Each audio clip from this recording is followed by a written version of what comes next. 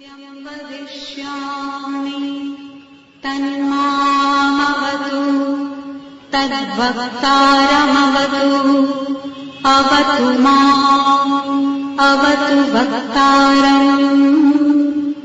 ॐ शान्ति शान्ति शान्तिः। ॐ भद्रं कर्णेभिः शृणुयाम देवाः भद्रं पश्येमाक्षभिर्यजत्राः स्थिरैरङ्गैः सुश्रुवांसस्तनूभिः व्यशेम देवहितं यदायुः। स्वस्ति न इन्द्रो वृद्धश्रवाः स्वस्ति नः पूषा विश्ववेदाः स्वस्ति नस्तार्क्ष्यो वरिष्ठनेमिः स्वस्ति नो बृहस्पतिर्दधातु। ॐ शान्ति शान्ति शान्तिः। ॐ सहनावतु सहनौ भुनक्तु सह वीर्यं करवावहै तेजस्विनावधीतमस्तु मा विद्विषावहै। ॐ शान्ति शान्ति शान्तिः। ॐ वेदां मनोचार्यो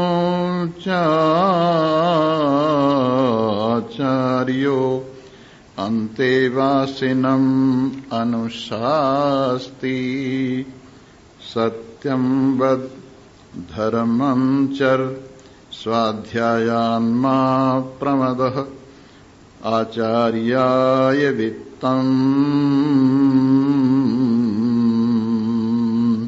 धनमाहृत्य प्रजातन्तु मा व्यच्छेदि। सत्यान्न प्रमदितव्यं धर्मान्न प्रमदितव्यं कुशलान्न प्रमदितव्यं भूत्यैन प्रमदितव्यं स्वाध्याय प्रवचनाभ्यां न प्रमदितव्यम् देवपितृकार्याभ्यां न प्रमदितव्यं मातृदेवो भव पितृदेवो भव आचार्य देवो भव अतिथि देवो भव। यानि अनवद्यानि कर्माणि तानि सेवितव्यानि नो इतराणि यानि अस्माकः सुवरितानि तानि त्वया उपास्यानि नो इतराणि।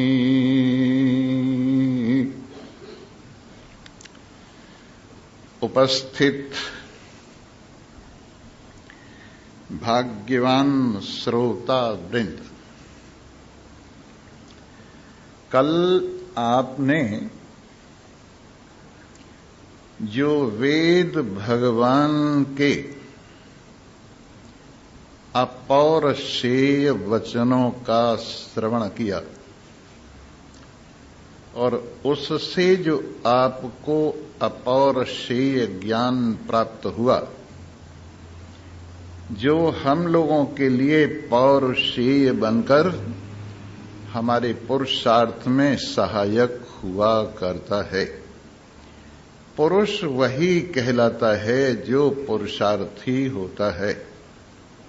वैसे पुरी में शयन करने से भी पुरुष कहा जाता है।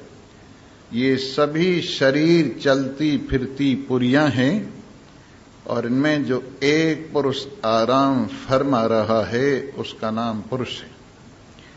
लेकिन दूसरे पुरुष शब्द का ये भी तात्पर्य है कि जो पुरुषार्थी है वो ही पुरुष कहलाता है। जिसमें परम पौरुष की सिद्धि होती है वही पुरुष कहलाता है। और परम पुरुषार्थ क्या है? त्रिविध दुखानाम अत्यंत निवृत्ति अत्यंत पुरुषार्थ। महर्षि कपिल सांख्य शास्त्र में कहते हैं, उनका एक सूत्र है, त्रिविध दुखानाम, तीनों प्रकार के दुखों की, आध्यात्मिक, आधि दैविक, आदि भौतिक, जो शरीर में रहने वाले कष्ट हैं, जो अन्य प्राणियों से मिलने वाले कष्ट हैं, जो दैव से, प्रकृति के प्रकोप से होने वाले कष्ट हैं, उन तीनों कष्टों की अत्यंत निवृत्ति पुरुषार्थ कहलाता है। इसलिए तीनों प्रकार के कष्टों की निवृत्ति का उपाय ये इस पुरुष शरीर का विशेष लक्ष्य है, और उसी व्यक्ति को हम पुरुष कहते हैं जो पुरुषार्थ से संपन्न है। और वो भी कौन से पुरुषार्थ से? परम पुरुषार्थ से। वैसे तो हमें लौकिक पुरुषार्थ भी होना चाहिए, क्योंकि शास्त्र कहता है कि अगर तेरे घर में दीनता है, दरिद्रता है, अगर तेरे घर में जैसा कि शास्त्र का आदेश है उसके अनुसार सभी पूजनीयों की पूजा नहीं होती है, तो तेरा घर सचमुच वंदनीय नहीं है। इसलिए पुरुषार्थ पूर्वक सांसारिक पुरुषार्थ के माध्यम से भी हमें चाहिए कि धर्म पूर्वक अपने कर्तव्य का पालन करते हुए धन कमाने की चेष्टा करें और धन को प्राप्त करने का हम उपाय करें। कल हमने ये बताया था, द्रविणम सवर्चसम, हमारे पास द्रविण हो, हमारे पास धन हो, हमारे पास दौलत हो, हमारे पास पशु हो, हमारे पास गाय हो, हमारे पास घोड़े हो, लेकिन ये कैसे हो? वर्चस माने अधर्म से एकत्रित किए हुए न हो, हमारे लिए ये बंधन का कारण न बने, परमात्मा की प्राप्ति में ये हमारे सहायक हों। इस प्रकार से हमारे पास द्रविड़ होना चाहिए, धन दौलत होना चाहिए, द्रव्य होना चाहिए, लेकिन मेहनत से कमाया हुआ, ये भी हम इसको पुरुषार्थ कहते हैं। और गृहस्थी के लिए परम आवश्यक है कि उसको पुरुषार्थी होना चाहिए। एक वेद का वाक्य मैं कई बार दोहराता हूं, कुर्वन्नेवेह कर्माणि जिजीविषेचतम समा एवं त्वयि नान्यथे तो अस्ति न कर्म लिप्यते नरे। कुर्वन्नेव ही कर्माणि, कर्मों को करता हुआ ही तू 100 साल जीने की इच्छा कर। कुर्वन्नेव ही कर्माणि जिजीविषेत, जीने की इच्छा कर, शतम समा, सैकड़ों साल तक। एवं त्वयि नान्यथे तो अस्ति, इस पुरुषार्थ के बिना, इस मेहनत के बिना और कोई संसार में अच्छा जीने का रास्ता नहीं है। इसलिए हम लोग तो इस संसार में भी आपको पुरुषार्थ के लिए प्रेरणा करते हैं कि आप संसार में अपने गृहस्थ की शोभा के लिए पुरुषार्थी बनिए, और अधिक से अधिक जितना मेहनत परिश्रम हो सके उसके फल स्वरूप आप अधिक से अधिक धन दौलत वगैरह कमाएं, लेकिन वो आपके लिए बाधक नहीं होनी चाहिए। और कल एक बात और कही थी, सुमेधा अमृतोक्षितः, हमारी बुद्धि, श्रेष्ठ बुद्धि सदैव अमृत से धुलती धुलती धुलती रहनी चाहिए। अगर रोजाना कपड़े न धोए जाएं तो मैले हो जाते हैं, रोजाना बर्तन साफ न किए जाएं तो मैले हो जाते हैं, रोजाना अपना घर साफ न किया जाए तो मैल भर जाता है। वैसे ही हमारी बुद्धि प्रतिदिन अमृत के द्वारा, स्वाध्याय रूपी अमृत के द्वारा, प्रवचन रूपी अमृत के द्वारा, सत्संग रूपी अमृत के द्वारा, भगवत कथा रूपी अमृत के द्वारा हमारी बुद्धि नित्य ही धुलती रहनी चाहिए। और आप जानते हैं, जहां सुमति ताहा संपत्ति नाना, जहां कुमति ताहा विपत निधाना। जहां श्रेष्ठ बुद्धि रहती है वहां संपत्तियां चरण चूमती हैं, और भगवान की कृपा से किसी वस्तु की दुर्लभता नहीं होती है।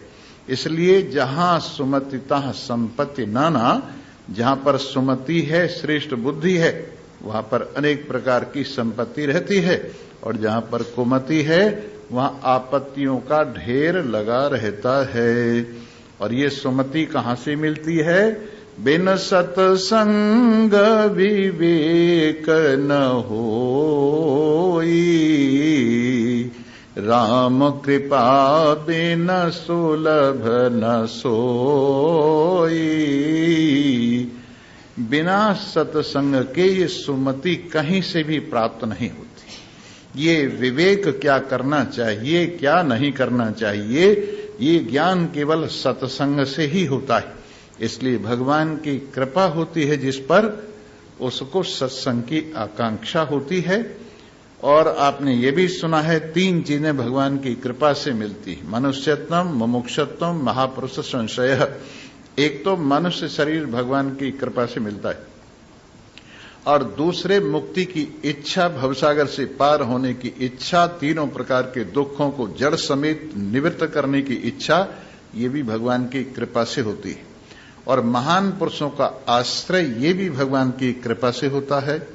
तो भगवान ने जब हमें मनुष्य शरीर प्रदान किया है, 83,99,999 शरीरों के बाद ये सबसे श्रेष्ठ शरीर मनुष्य शरीर माना गया।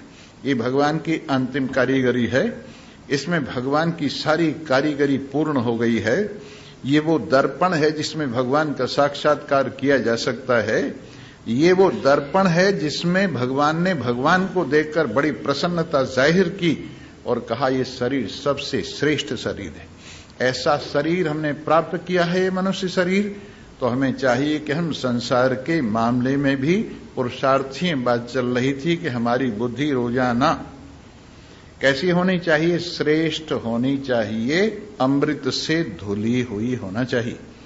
गीता में कहा है बहुत अच्छी तरह से, ध्यायतो विषयान् पुंसः संगस्तेषु उपजायते, संगात् संजायते कामः, कामात् क्रोधो विजायते, क्रोधात् भवति सम्मोह, सम्मोहात् स्मृति विभ्रमः, स्मृति विहिंसात् बुद्धिनाशो, बुद्धिनाशात् प्रणश्यति। व्यक्ति का नाश कैसे होता है?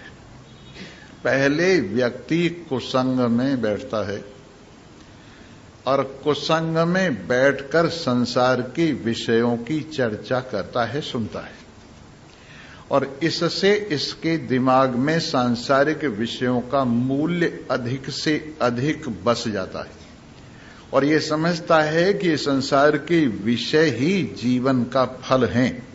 ये विचार करके इसका मन सबसे पहले विषयों का चिंतन करता है। ये विषयों का चिंतन कहां से पल्ले पड़ा है? कुसंग से पल्ले पड़ा है, जो नरक से भी बुरी चीज है। नरक में व्यक्ति कुछ पापों के बोझ से कम तो होता है, लेकिन यहां पापों के बोझ से कम न होकर और पाप बढ़ते हैं। इसलिए भल कर वास नरक करिता, दुष्ट संग जन देई विधाता। और जब हम विषयों का ध्यान करते हैं वो हमारे सामने आने लगते हैं, क्योंकि हम तो कल्प वृक्ष हैं। जिस चीज का आप ध्यान करोगे वही आपके सामने आ जाएगी, इस बात का ध्यान रखें। जैसे एक आदमी अनजाने कल्प वृक्ष के नीचे बैठा हुआ था और उससे लगी प्यास, हे भगवान कहीं से पानी आना चाहिए, पानी आ गया। अब पानी खाली पीऊंगा तो लग जाएगा, कुछ खाने का सामान भी होना चाहिए, खाने का सामान भी आ गया। इसके बाद सोचने लगा, खा लिया पी लिया, अब आराम करने के लिए पलंग होना चाहिए, पलंग भी आ गया। अब यहां एक ऐसा मकान होना चाहिए जिसमें अच्छी तरह से आराम किया जा सके, वो भी हो गया। फिर मेरी शादी होनी चाहिए, वो भी हो गए। फिर मेरे बाल बच्चे होने चाहिए, वो भी हो गए। फिर सोच हुआ कि ये सब कहां से आ रहा है? कहीं भूत प्रेत तो नहीं है? भूत प्रेतों की आवाज आने लगी, कहीं ये भूत प्रेत मेरे पास ना आ जाएं, आ गए। कहीं मुझे खा न जाए और खा गए। ये सब कहां से निकला? आपकी सोच से निकला। आप कल्प वृक्ष हैं, जैसा जैसा सोचेंगे वैसा वैसा आपके सामने आ जाएगा। तो जब व्यक्ति विषयों का ध्यान करता है तो विषयों का संग हो जाता है। और संगाद संजायते कामः, और उन विषयों के संग से उनको लेने की कामना हो जाती है, ये मेरे बन जाएं। कामात क्रोधो अभिजायते, जब वो विषय अपने नहीं बनते हैं तो क्रोध का जन्म होता है, और क्रोध से फिर मूढ़ता आ जाती है। मूढ़ता आने से स्मृति नष्ट हो जाती है, और व्यक्ति को जो कुछ उसका पढ़ा पढ़ाया है, जो कुछ उसका सुना सुनाया है, जो कुछ उसने ज्ञान एकत्रित किया, सब खत्म हो जाता है। उससे स्मृति भंग हो जाती है। स्मृति भंग होने से बुद्धि नष्ट हो जाती है, और बुद्धि के नष्ट होने से सब कुछ नष्ट हो जाता है। इसलिए बुद्धि की सुरक्षा के लिए हमें स्मृति बनाए रखनी चाहिए। स्मृति की रक्षा के लिए मूढ़ता नहीं आनी चाहिए। इससे बचने के लिए काम नहीं होना चाहिए, क्रोध नहीं होना चाहिए। क्रोध से बचने के लिए काम से बचना चाहिए। काम से बचने के लिए विषयों के संग से बचना चाहिए। विषयों के संग से बचने के लिए विषयों के चिंतन से बचना चाहिए, और उससे बचने के लिए कुसंग से बचना चाहिए। तो ये सत्संग भगवान की कृपा से प्राप्त होता है, और जिस किसी का कल्याण हुआ है सत्संग से हुआ है। जिस किसी का सत्यानाश हुआ है वो कुसंग से हुआ है। इसलिए हमें हर कीमत पर कुसंग से बचना है। ये हमारी बुद्धि रूपी सारथी हमारे जीवन के रथ को जो संभाले हुए है, इसके हाथ में मन की लगामें हैं, और मन की लगामों के माध्यम से ज्ञानेंद्रियों के घोड़े इसको संभालने हैं। और ये मनुष्य शरीर का रथ जिसके अंदर कर्मेंद्रियों के पहिए लगे हुए हैं, इसमें जीव विराजमान है। एक हाथ में उसके ढाल है, एक हाथ में तलवार है। ज्ञान और वैराग्य की ढाल तलवार है। उसको धर्म के पथ पर चलते हुए भगवान तक पहुंचना है। तो इन सब में सबसे अधिक अगर कोई जिम्मेदारी है तो बुद्धि की जिम्मेदारी है। अगर बुद्धि ठीक रहेगी तो लगाम ठीक रहेंगी। लगाम ठीक रहेंगी माने मन ठीक रहेगा। मन ठीक रहेगा तो ज्ञानेंद्रियां ठीक रहेंगी। ज्ञानेंद्रियां ठीक रहेंगी तो ये जीवन का रथ धर्म के पथ पर चलेगा, और फिर भगवान तक आराम से बिना किसी एक्सीडेंट के आप पहुंच जाएंगे। इसलिए हमारी बुद्धि रोजाना इस सत्संग के सुंदर सुंदर अमृत का स्नान करते रहना चाहिए। इसलिए भगवान की कृपा है। भवसागर से पार होने के लिए जो हमारे पुरुषार्थ में सहायता करती है, वो हमारी बुद्धि प्रतिदिन इस सत्संग के गंगा जल में, अमृत जल में स्नान कर रही है। और मैं बता रहा था, संसार के मामले में भी पुरुषार्थ कीजिए, कर्मों को करते हुए 100 साल जीने की इच्छा कीजिए, परंतु अंदर से अपने आप को असंगता से संयुक्त रखिए और ऐसे रहिए। कर से कर्म करो विधि नाना, ध्यान रहे जहां कृपा निधाना। हाथ से काम करते रहो, दिल से भगवान का नाम लेते रहो। आपके हाथ कारनाल और दिल यार नाल। आपके काम में हाथ लगे रहें, दिल परमात्मा से जुड़ा रहे। इस तरह से जीवन के इस यात्रा को अच्छी तरह से कीजिए। तो ये संसार के पुरुषार्थ की बात आपके सामने रखी। और परम पुरुषार्थ क्या है वो तो हम बता रहे थे। दैहिक दैविक भौतिक तापा, राम राज्य काहू नहीं व्यापा। अगर दैहिक दैविक भौतिक तापों से अत्यंत छुट्टी पाना चाहते हो तो आओ, राम के राज्य में आ जाओ। और राम के राज्य में आते ही ये तीनों प्रकार के दुख आपको नहीं सताएंगे। पर राम का राज्य कहां है? जहां राम की चर्चा है वहां राम का राज्य है। जहां राम का ज्ञान है वहां राम का राज्य है। इस राज्य को आप कहां? महान पुरुषों की कृपा से इस राम राज्य को आप अपने में ही अनुभव कर सकते। और जब ये राम राज्य अपने में अनुभव किया जाता है तो सब कष्टों से छुट्टी मिल जाती है। इसलिए परम पुरुषार्थ यही है। सबसे बढ़िया तुलसीदास जी ने कहा है कि क्या पुरुषार्थ करे आदमी? मन क्रम वचन राम पद राचा, मन से, कर्म से और वचन से भगवान के चरण कमलों में रति रुचि हो जाए तो आप समझिए आपका पुरुषार्थ सिद्ध हो गया। और महर्षि याज्ञवल्क्य के शब्दों में पुरुषार्थ है आत्मा हरे श्रोतव्यो मंतव्यो निधिध्यासितव्यश्च। आत्मा का ही श्रवण करो, आत्मा का ही मनन करो, आत्मा का ही निधिध्यासन करो, ये परम पुरुषार्थ है। महर्षि कपिल के शब्दों में अपने स्वरूप का बोध करो।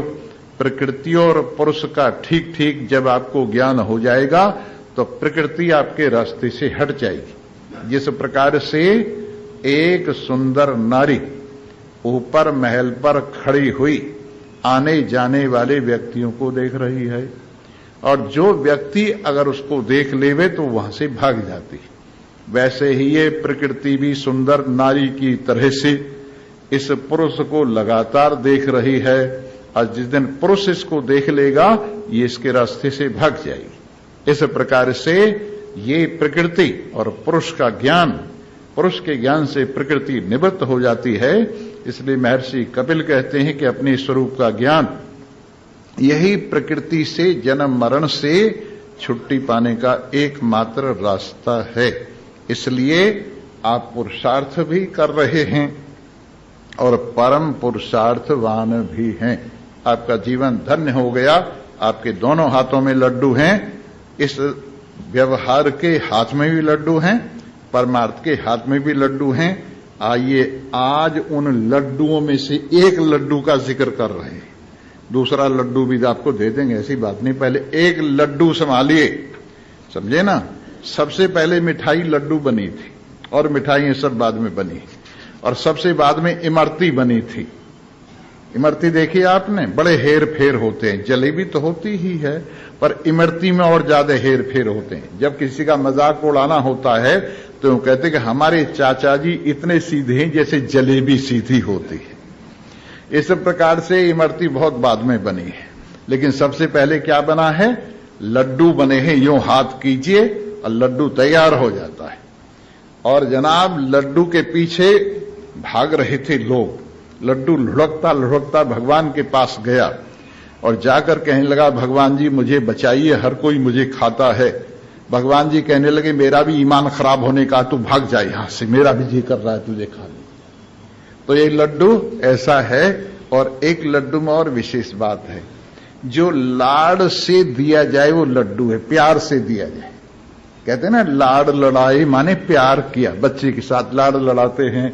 तो वैसे ही जो प्यार से दिया जाए वो लड्डू कहलाता है, और लड्डू खाने से मजा भी आता है। इसलिए पहले एक लड्डू मैं आपको प्यार से सौंप रहा हूं, और मैंने यहां रख रखे हैं अपने पास में, उपनिषद के उसमें रखे हुए हैं थाली में, और वो लड्डू आपको देने जा रहा हूं। जब कोई शिष्य आचार्य के यहां विद्या प्राप्त कर लेता है, और हमारे यहां पहले नियम रहा है कि 25 वर्ष तक प्रत्येक को, इधर आइए, इधर बैठिए,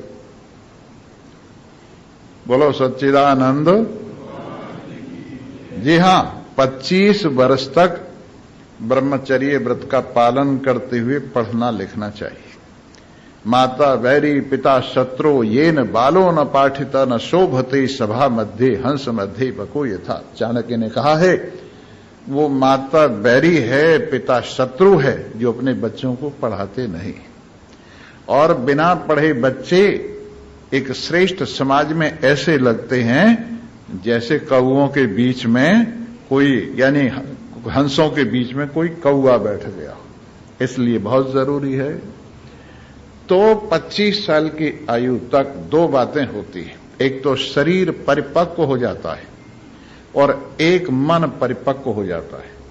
और जब शरीर और मन परिपक्व हो जाता है तो ये विद्यार्थी आचार्य से कहता है। हमारे यहां संन्यास की 2 विधि हैं, चाहे तो आप ब्रह्मचर्य अवस्था से संन्यास ले सकते हैं, और चाहे आप धीरे धीरे गृहस्थ को भी देख लें, वानप्रस्थ को भी देख लें और फिर संन्यास ले लें। इस तरह से भी संन्यास लिया जा सकता है। तो इस प्रकार जिनको गृहस्थ में रुचि है, देखते हैं आचार्य भाई किसको रुचि है, किसको कहां भेजना है। जैसे एक गुरु के 2 चेले थे, उनमें से एक कहने लगा, गुरुजी क्या संसार में रहते रहते कल्याण हो सकता है? बोले बिल्कुल नहीं हो सकता। दूसरे ने पूछा, क्यों गुरुजी, क्या संसार में रहते रहते कल्याण नहीं हो सकता? कि हो सकता है। तो किसी ने कहा, आपने 2 तरह की बात क्यों कह दी? कि ये अधिकारी 2 तरह के थे। इसका मन संसार में था, इसलिए वो पूछ रहा है क्या संसार में रहते रहते कल्याण नहीं हो सकता? संसार अगर वो नहीं देखेगा तो आगे नहीं बढ़ेगा, इसलिए उसको हमने कहा संसार में रहते रहते भी कल्याण हो सकता है। और दूसरे ने पूछा, क्या संसार में रहते रहते कल्याण हो सकता है? तो उसका संसार में मन नहीं है, उसको हमने कहा तू संसार में जाएगा तो भटकेगा, इसलिए संसार में रहते रहते कल्याण नहीं हो सकता। तो वैसे ही जब आचार्य देखते हैं कि ये गृहस्थ में जाने की इच्छा वाला है, तो उसको जो अच्छी तरह से पढ़ लिख गया है, अंतेवासी माने पास में रहकर जो पढ़ाए। हमारे यहां जो विद्या ग्रहण की जाती थी पाठशालाओं में, गुरुकुलों में, तो वहां आचार्य और शिष्य साथ साथ रहते थे। ऐसा नहीं था कि भाई वो 4 घंटे 6 घंटे के लिए स्कूल में गए और फिर अपने घर आ गए, तो उसमें और दुनिया भर के संस्कार शामिल हो जाते। लेकिन पहले ये नियम था, चाहे कोई राजा का लड़का हो, चाहे कोई रंग का लड़का हो, एक साथ पाठशाला में पढ़ते थे। आपने देखा भगवान श्री कृष्ण उज्जैन में पढ़ते थे संदीपनी जी के पास, और वहां सुदामा भी पढ़ते थे। एक गरीब थे और एक अमीर थे, लेकिन फिर भी उनके वहां रहते हुए किसी प्रकार का भेद नहीं होता था, आपस में प्रेम से रहते थे और अच्छी तरह से विद्या ग्रहण करते थे। तो इस तरह से जब कोई अंतेवासी माने पास में रहने वाला जो शिष्य है, वो गुरुजी से कहे, गुरुजी अब मैं गृहस्थ में जाना चाहता हूं, अब मेरा शरीर बलिष्ठ हो गया है, अब मेरा मन बलिष्ठ हो गया है, और अब आप ऐसी कृपा कीजिए, मुझे गृहस्थ के लिए आज्ञा दीजिए। तो ऐसे अंतेवासी को अपने पास में रहकर सुशिक्षित सुदीक्षित ब्रह्मचारी को उपदेश देते हैं आचार्य का, अच्छा जा भाई कोई बात नहीं, पर एक बात मैं तुझे कुछ जाते जाते प्रसाद दे रहा हूं, ये प्रसाद साथ ले जा, ये तेरे जीवन भर की यात्रा में काम देगा। और वो क्या है? सत्यम वद धर्मम चर स्वाध्यायान मा प्रमदः। एक तो सत्य बोलना, गृहस्थ में रहते रहते सत्य बोलना। आज के जमाने में लोग पूछते हैं, क्यों स्वामी जी, क्या सत्य बोला जा सकता है? क्या सत्य से जीवन चल सकता है? अभी अभी मैंने बचपन में भी लोगों को देखा था, और बचपन में एक पूछा करता था, क्या झूठ से दुनिया चल सकती है? मैं बाल बच्चेदार आदमी हूं, झूठ नहीं बोलूंगा। लेकिन आज का आदमी कहता है, मैं बाल बच्चेदार आदमी हूं, सत्य नहीं बोलूंगा। ये कुल 40, 30, 40, 50 साल का मैं अंतर देख रहा हूं कि आदमी की धारणा कितनी बदल गई है कि आदमी कहता है, क्या सत्य से काम चल सकता है? क्या झूठ के बिना काम नहीं चल सकता? लेकिन आप अपने दिल पे हाथ रख के देखिए, आप जो किसी को मानते हैं, सत्य की वजह से मानते हैं कि झूठ की वजह से मानते हैं? आप किसी को अगर मानते हैं कोई खोटा सिक्का है, वो असली समझकर चल जाता है, पर खोटा सिक्का खोटा समझने पर नहीं चलता है। वैसे ही झूठ अगर पकड़ा गया, जाना गया, समझा गया, तो कहीं भी नहीं चलता, चाहे मेरा हो चाहे आपका हो। इसलिए ये कहना कि झूठ से दुनिया चलती है, ये बिल्कुल गलत है। दुनिया सत्य के सहारे चलती है, दुनिया सत्य पर प्रतिष्ठित है, दुनिया सत्य की ही कृपा से विराजमान है, और सत्य के बिना कुछ भी नहीं होता है। इसलिए सत्यम वद, अपने इस जीवन की यात्रा में सत्य बोलने का लगातार तो अपना अभ्यास रखना। धर्मम चर, और धर्म का आचरण कर। जैसे महान पुरुष धर्म का आचरण करते हैं, वैसे तू भी धर्म का आचरण कर। स्वाध्यायन मां प्रमदः। मैं धर्म की थोड़ी सी बात आपको बता दी। मनु महाराज ने धर्म के 10 लक्षण कहे और उन्होंने कहा है धृति, क्षमा, दम, अस्तेयो, शौच, इंद्रिय निग्रह, धीर, विद्या, सत्यम, क्रोधम, दशकम धर्म लक्षणम। मैं हिंदू धर्म या मुसलमान धर्म की बात नहीं कह रहा हूं, मैं क्रिश्चियन धर्म या बौद्ध धर्म या जैन धर्म की बात नहीं कह रहा हूं, मैं किसी संप्रदाय विशेष की बात नहीं कह रहा हूं, मैं आपको धर्म की बात कह रहा हूं जो मनु महाराज का मानव धर्म है, एक मनुष्य का धर्म है जिससे व्यक्ति की उन्नति होती है, उस धर्म की बात कह रहा हूं। उस धर्म के 10 लक्षण हैं, ये मनुस्मृति में मनु महाराज ने कहा है। धृति माने सबसे पहले तो धैर्य, धैर्य के बिना कुछ भी नहीं हो सकता। धैर्य के बिना आदमी एक गिलास में पानी भी ठीक तरह से नहीं ले सकता, धैर्य के बिना दूसरे गिलास में पानी भी ठीक तरह से नहीं पलट सकता, धैर्य के बिना एक कदम भी संभलता नहीं है। इसलिए सबसे पहले धर्म के लक्षणों में धृति है। इसके बाद क्षमा है। ये क्षमा कमजोरों का भूषण नहीं है। अगर मान लीजिए किसी ने गलती से कुछ आपके साथ दुर्व्यवहार कर दिया और वो आपसे क्षमा मांगता है, तो आपकी महानता इसी में है कि उसको क्षमा कर दीजिए। विष्णु भगवान की महानता तीनों देवताओं में सबसे अधिक इसीलिए है कि भृगु जी के लात मारने पर भी उन्होंने क्रोध नहीं आने दिया, बल्कि उनको कहा ऋषि प्रवर आपके पैर में चोट लग गई होगी, लाओ दबा देता हूं, सेवा कर देता हूं।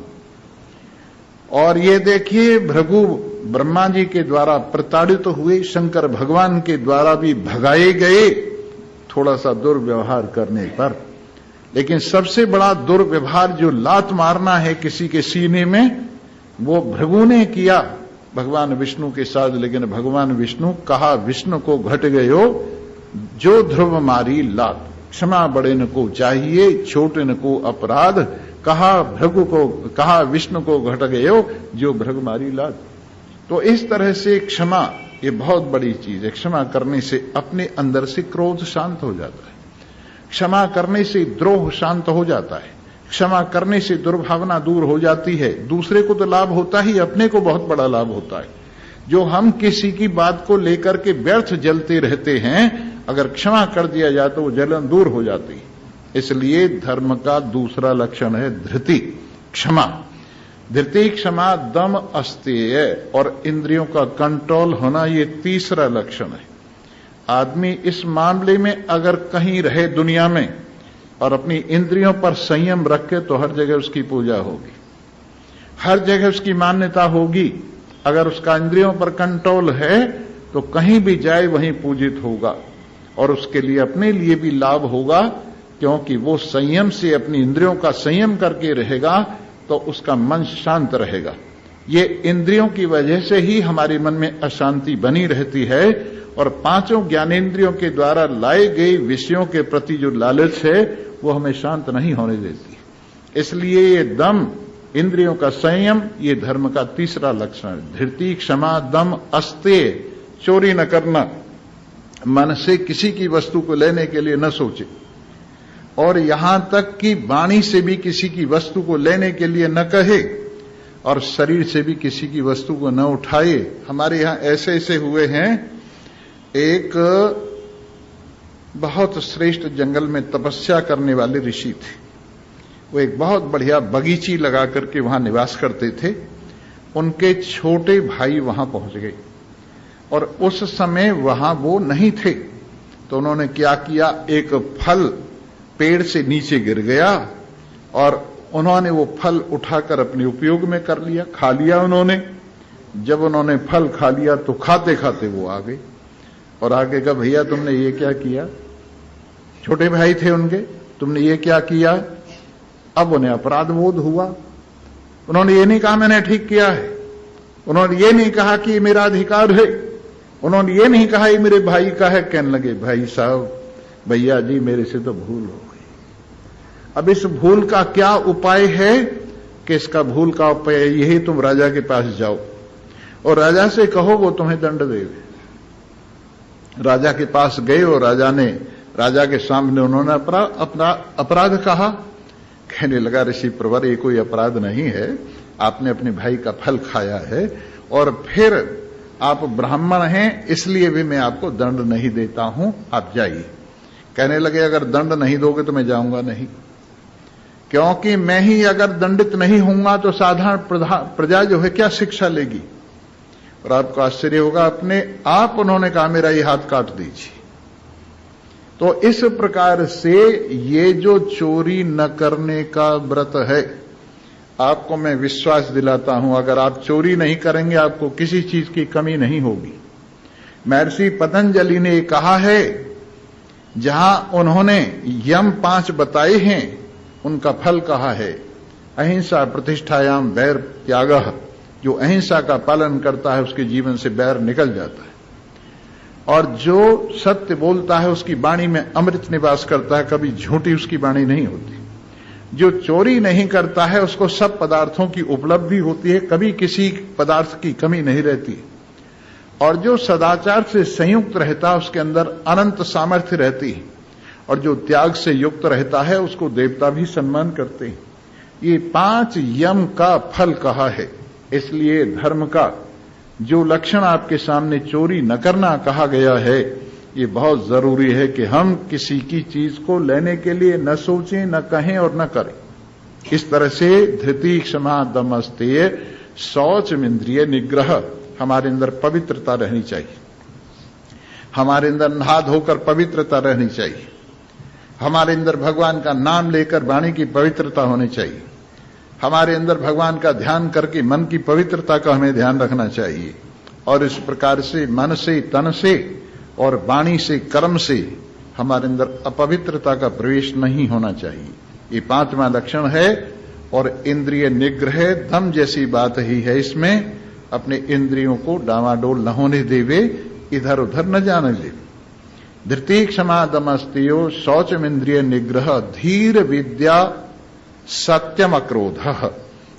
धी माने बुद्धि, समझदारी। समझदारी के बिना संसार में कुछ भी नहीं है। इसलिए धर्म का 7वां लक्षण है समझदार होना, विचार पूर्वक करना। बिना विचारे जो करे सो पीछे पछताए, काम बिगाड़े अपना, जग में होए हंसाए। बिना विचारे जो करे, जो बिना विचारे कुछ करता है, वो जगत में हंसी का पात्र होता है, अपना काम बिगाड़ लेता है और सब उसका मजाक उड़ाते हैं। इसलिए विचार पूर्वक चलिए। और एक कहावत है, बुद्धि से काम लीजिए और पानी पीजिए छान के, वाणी बोलो जान के। इस तरह से ये धी हुई। और इसके बाद विद्या है, लौकिक और अलौकिक दोनों विद्याएं आपके जीवन में होनी चाहिए। ये विद्या जो है भूषण है, और इस विद्या से बढ़कर कोई आभूषण नहीं। कितने ही वस्त्र, कितने ही आभूषण पहन लीजिए, अगर विद्या नहीं है तो आपकी न तन से शोभा है, न मन से शोभा है। इसलिए विद्या 8वां लक्षण है, धीर विद्या। और सत्य होना, जो अभी आप सुन रहे हैं, ये 9वां लक्षण है। और अक्रोध, क्रोध का परित्याग, क्रोध न होना, ये 10वां लक्षण है। ये धर्म कहलाता है। इसका नाम क्या है? धर्म है। धृति, क्षमा, दम, स्थेयो, शौचम, इंद्रिय निग्रह, धीर विद्या, सत्यम, क्रोधम, दशकम धर्म लक्षणम।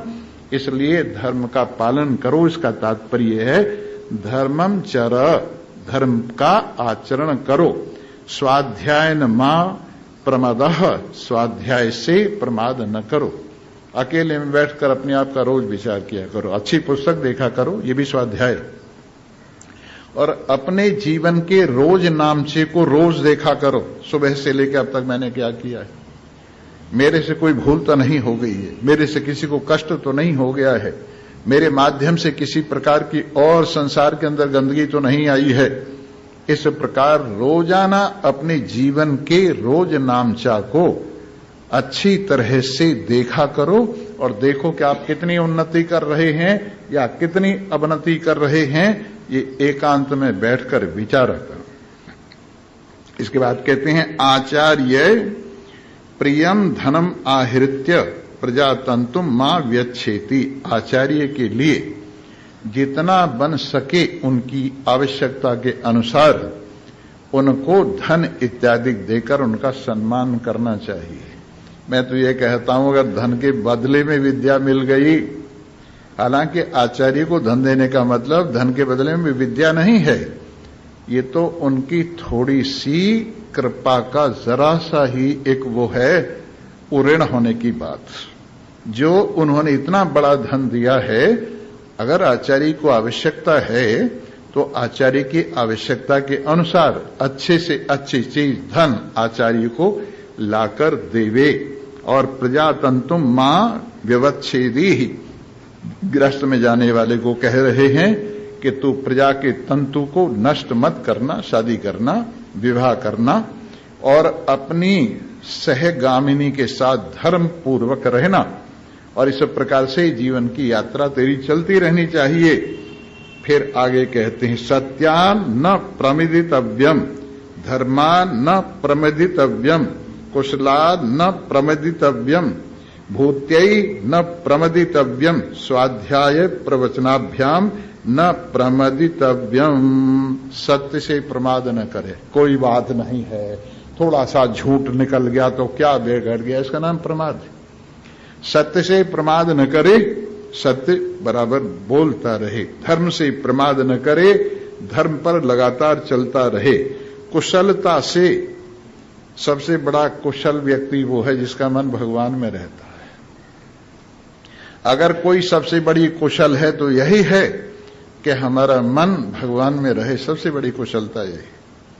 इससे बढ़ के कुशलता और नहीं है। सद्विचार में रहे, भगवान में रहे, सद्वाणी से संयुक्त रहे, ये कुशलता है।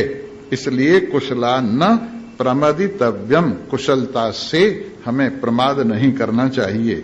भूत्यै न प्रमदितव्यम, संसार का जो धन दौलत है, जो संसार की इज्जत आबरू है, जो संसार का सम्मान है, जो संसार की कीर्ति है, जो संसार की शोभा है, उसको भी हमें प्राप्त करने का प्रयास करना चाहिए, प्रमाद नहीं करना चाहिए। और स्वाध्याय प्रवचनाभ्याम न प्रमदितव्यम, स्वाध्याय और प्रवचन इन दोनों से हमें बिल्कुल प्रमाद नहीं करना चाहिए। सुनना भी चाहिए, सुनाना भी चाहिए, सुनना भी चाहिए और सुनाना भी चाहिए। इस तरह से ये बढ़ती है चीज सुनने और सुनाने से। और देव पितृ कार्याभ्याम न प्रमदितव्यम, देव कार्य पितृ कार्य, देव कार्य परलोक के लिए होता है, पितृ कार्य इस लोक के लिए होता है। वैसे पितृ दो प्रकार के होते हैं, देव दो प्रकार के होते हैं। एक तो जो दिखाई नहीं देते वो देव, और जो एक दिखाई देते हैं वो देव। पितृ भी दो तरह के होते हैं, एक जो दिखाई देते हैं वो पितृ, और जो नहीं दिखाई देते वो पितृ। तो दिखाई न देने वालों की बात तो आपने बहुत बार सुनी है। इंद्र का पूजन कैसे करना चाहिए, दिग्पालों का पूजन कैसे करना चाहिए, षोडश माता का पूजन कैसे करना चाहिए, और ये दुनिया भर के देवताओं के पूजन की बात तो आप रोजाना सुनते हैं। पर मैं आपके घर में रहने वाले, दिखने वाले देवताओं की पूजा के लिए वेद के माध्यम से आपको उपदेश दे रहा हूं। वैसे ही पितृ जो हैं वो परलोक जो चले गए, पितृलोक में बैठे हैं, उनके लिए तो आप करते ही हैं। श्राद्ध का समय होता है तो श्राद्ध करते हैं, कहीं तीर्थ में जाते हैं तो पिंडोदक क्रिया करते हैं, ये तो आपको सुनने को मिलता ही है। लेकिन जीते जी जो पितृ हैं उनका भी कुछ ख्याल रखना चाहिए, ये आपके सामने रख रहे। इसलिए देव कार्य से, पितृ कार्य से। और एक विशेष बात बताऊं, देवताओं को भोजन अग्नि के माध्यम से जाता है और पितरों को भोजन कौवे वगैरह के माध्यम से जाता है। कौवे कुत्ते वगैरह को जो खिलाते हो, इनके माध्यम से जो है पितृ कार्य में विशेष सहायता मिलती है। इस प्रकार देव और पितृ कार्य से प्रमाद नहीं करना चाहिए। अब देवता सुनिए, मातृदेवो भव, जीते जागते देवता, पितृदेवो भव, आचार्य देवो भव, अतिथि देवो भवः, यानी अनवद्यानि कर्माणि तानि सेवितव्यानि नो इतराणि। कहते हैं देवता मातृ देवो भव, सबसे पहले देवताओं में मां का नाम गिनाया है। सबसे पहले देवताओं में मां का नाम गिनाया है, क्योंकि मां अगर कहीं भगवान का सबसे पहला रूप होगा तो ये मां ही होगा। सबसे पहला रूप जो होगा और प्यार से भरा हुआ रूप होगा तो ये मां ही होगा। इसलिए सबसे पहले, और मैं तो ये कहता हूं संतान में जो कुछ है मां का दिया हुआ है। मां के दिए हुए संस्कार लोरी में दूध पिलाने में उसके अंदर प्रवेश कर जाते। मां के दिए हुए संस्कार गर्भ में रहते रहते बच्चा सीख लेता है। इसलिए सबसे पहला देवता मातृ देवो भव, मां देवता मानो, मां की देवता के समान पूजा करो, आज्ञा का पालन करो। पितृ देवो भव, इसके बाद पालन करने वाले, संरक्षण करने वाले, सुशिक्षित करने वाले पिता को देवता समझो और देवता की तरह से पूजन करते हुए उनकी आज्ञा का पालन करो। आचार्य देवो भव, जहां से आपको शिक्षा मिली है, शिक्षा देने वाले, मैं तो बल्कि यहां तक कहता हूं जिससे एक अक्षर भी आपने सीखा है वो भी आचार्य है। ऐसा नहीं कि एक ही आचार्य होता है। जब से हम शुरू से पढ़ रहे हैं तब से हमने बहुत सी शिक्षा देने वालों से, शिक्षाविदों से शिक्षा ली है और अलग अलग सब्जेक्ट सीखे हैं हमने, तो वो सब हमारे लिए क्या है, आचार्य हैं। और उन आचार्यों के प्रति हमें गुरु भाव रखना चाहिए और उनको देवता समझ करके उनकी आवश्यकता की पूर्ति और आज्ञा का पालन करना चाहिए। इसके बाद में अतिथि देवो भव, कोई अतिथि साधु ब्राह्मण चलता फिरता आपके घर आ जाए और आवश्यकता के अनुसार, समय के अनुसार, अपनी शक्ति के अनुसार उनका ठंडे पानी से, मीठी वाणी से, स्थान से, अन्न से आपको सेवा करनी चाहिए। और यानी अनवद्यानी कर्माणि, जो कर्म निंदित नहीं है, जो अनिंदित कर्म हैं, जिनको समाज श्रेष्ठ मानता है, तानि सेवितव्यानि, उन्हीं का सेवन करना चाहिए, वही अपने जीवन में पालन करना चाहिए। नो इतराणी, जो उल्टे पुल्टे काम हैं उन पर नहीं चलना चाहिए। ये क्या है, यानी अस्माकम सुचरितानी, जो हमारे यहां सुचरित्र माने गए हैं शास्त्र में और समाज में, तानी तयोपासितव्यानि, उनको तुझे उपासना करनी चाहिए। नो इतराणी, और जो गलत सलत हैं उन कामों को नहीं करना चाहिए। मैं अब इसको कल को पूरा करूंगा क्योंकि समय भी पूरा हो गया है और एक बहुत अच्छा विषय इसमें कल को आने वाला है। अभी नहीं बताऊंगा, सस्पेंस रहना चाहिए, वो कल को मैं आपके सामने रखूंगा। इन्हीं शब्दों के साथ कल को ये बल्ली पूरी भी हो जाएगी और आगे की बल्ली का विचार फिर परसों से किया जाएगा, जिसको हमने ब्रह्मानंद बल्ली की बात कही थी। इन्हीं शब्दों के साथ सभी को धन्यवाद है। और इतवार अगर आपको आ गया है तो इतवार है, और इतवार नहीं आया तो शनिवार है, रोज ही इतवार को आपको इतवार आना चाहिए। बोलो सच्चिदानंद भगवान की जय। और छोटा सा भजन बोलते, आसान से, बिना पुस्तक की बोलते। राम नाम सुखदाई भजन करो भाई, ये जीवन 2 दिन का। राम नाम सुख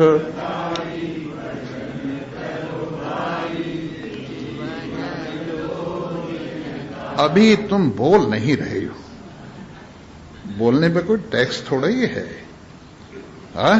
और बोलोगे तो क्या होगा, आपकी नींद खुलेगी, पड़ोसियों की नींद खुलेगी और यहां से झोलियां भर के ले जाओगे राम नाम की। राम नाम सुखदाई भजन करो भाई, ये जीवन 2 दिन का।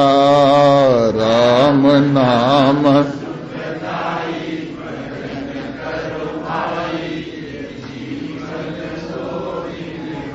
2 दिन का, 2 दिन का, 2 दिन का, 2 दिन।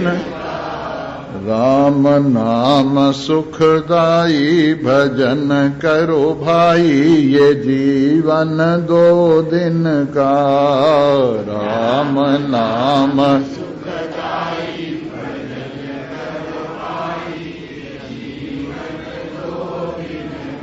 ये संसार कागज की पुड़िया, ये संसार कागज की बूंद लगे गल जाई, भजन करो भाई ये जीवन 2 दिन का।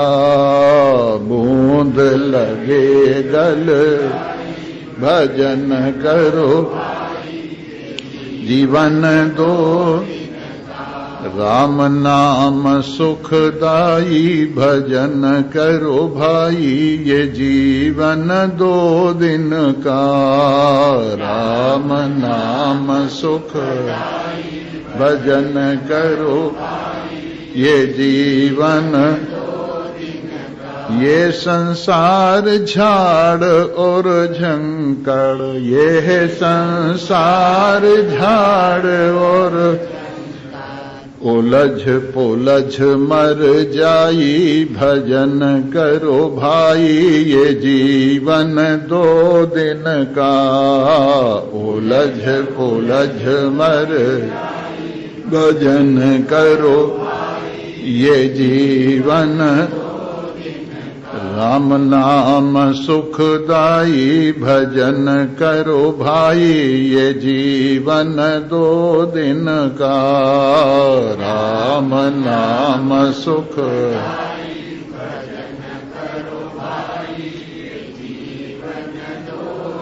ये संसार कैर की बाड़ी, यह संसार कैर की आग लगे गल जाई, भजन करो भाई ये जीवन 2 दिन का। आग लगे जल भजन करो भाई ये जीवन। राम नाम सुखदाई, भजन करो भाई ये जीवन 2 दिन का। राम नाम सुखदाई, भजन करो कह कबीर सुनो भाई साधो, कह कबीर सुनो भाई अंत समय पछताई, भजन करो भाई ये जीवन 2 दिन का। अंत समय पछताई, भजन करो भाई ये जीवन। राम नाम सुखदाई, भजन करो भाई ये जीवन 2 दिन का। राम नाम सुखदाई, भजन करो। सर्वे भवन्तु सुखिनः, सर्वे सन्तु निरामया, सर्वे भद्राणि पश्यन्तु मा कश्चित् दुःखभाग् भवेत्। ओम शांति शांति शांति।